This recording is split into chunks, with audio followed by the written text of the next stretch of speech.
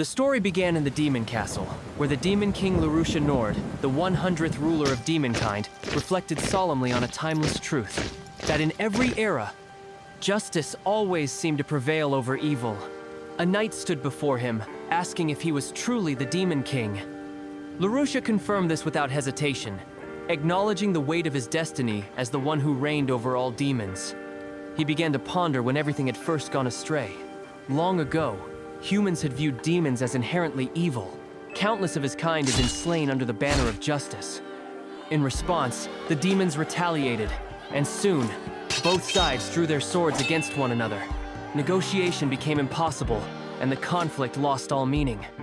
Lurusha understood that the victor of such a war would ultimately dominate the world. Yet he also recognized that humans had always feared great power. He remembered visions of a future in which the strongest heroes would bring about his end.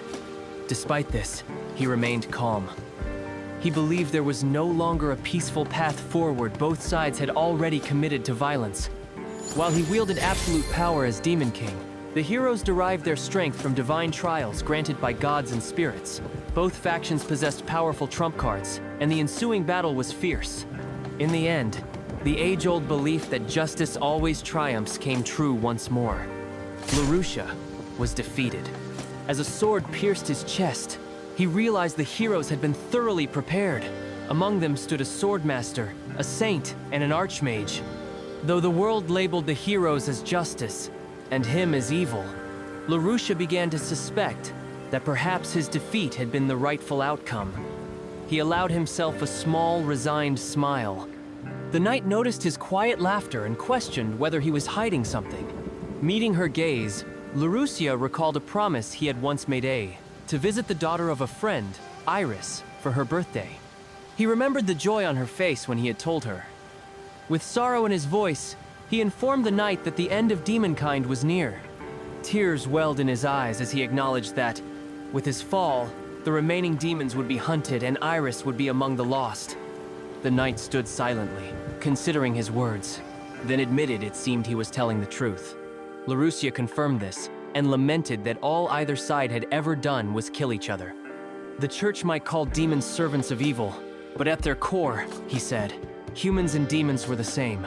He urged the knight to discover the truth for herself, and to question the church's teachings in time. As his form began to fade, he expressed one final hope that she would one day understand. Correcting himself, he clarified what he truly wished for, a future shared by humans and demons. The knight reached toward him and placed a hand on his shoulder, promising not to discriminate against demons. He quietly thanked her, and finally realized that the knight was a woman. With that realization, he descended into death. His last sight was the saint's angry expression. He wondered why she gazed at him with such hatred, but concluded that, as someone about to vanish, he no longer needed to know. Comforted by the belief that if the knight survived, the future would be in good hands, Lurusha disappeared from the world. It was said that the story ended happily, but that was not the truth.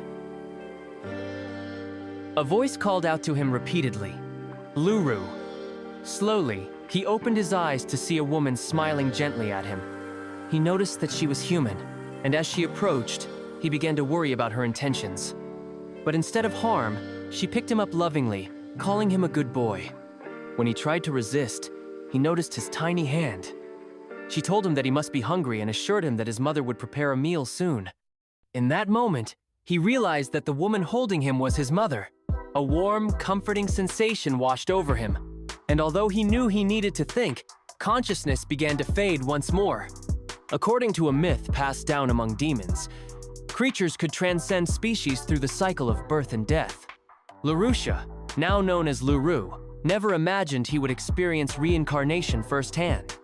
He could vividly recall his past comrades, his defeat, and wondered why he had retained those memories. Did it mean something?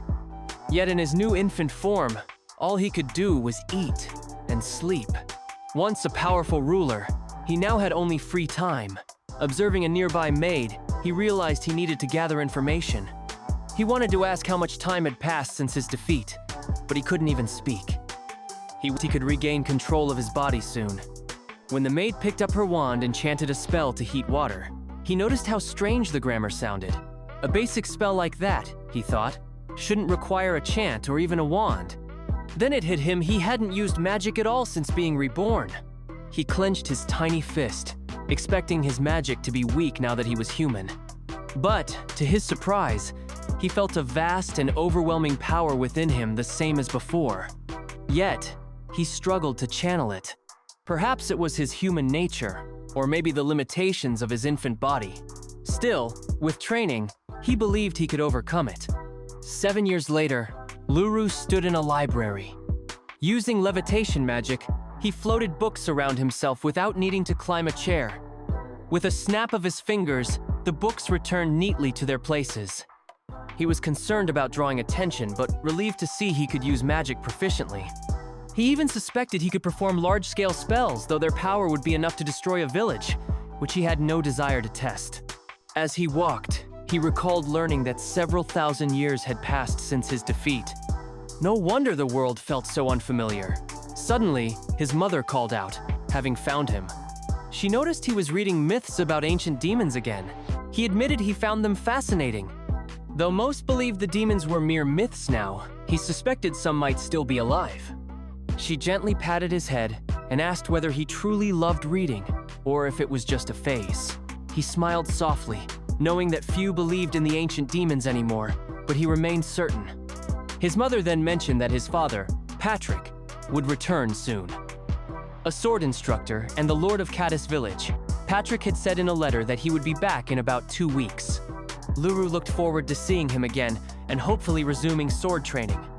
His mother paused again, asking whether he planned to meet Rusty and the others that day. Realizing he had lost track of time, he confirmed it and quickly got ready. He arrived at the meeting spot slightly late. Rusty, accompanied by 2 girls, called out to him and pointed out his tardiness. And that's a wrap on today's manhwa journey. If you enjoyed diving into this story, don't forget to smash that like button and subscribe for more epic recaps. Got a manhwa you want us to cover next? Drop it in the comments below. Until next time, keep reading, keep dreaming, and I'll see you in the next chapter.